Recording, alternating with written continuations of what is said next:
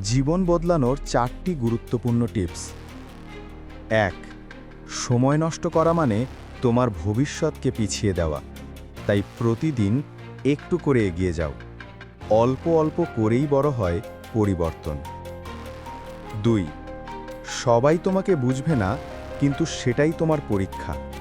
তুমি তোমার স্বপ্নটা বাঁচাও, তাদের অনুমোদন নয়। 3.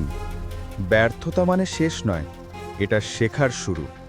প্রতিটি ভুল তোমাকে সফলতার এক ধাপ কাছে নিয়ে যায়। 4. সবসময় পারফেক্ট সময়ের অপেক্ষা করো না, সময়কে পারফেক্ট বানাও তোমার কাজ দিয়ে। ভিডিওটি ভালো লাগলে লাইক ও সাবস্ক্রাইব করে আমাদের সঙ্গে থাকবেন।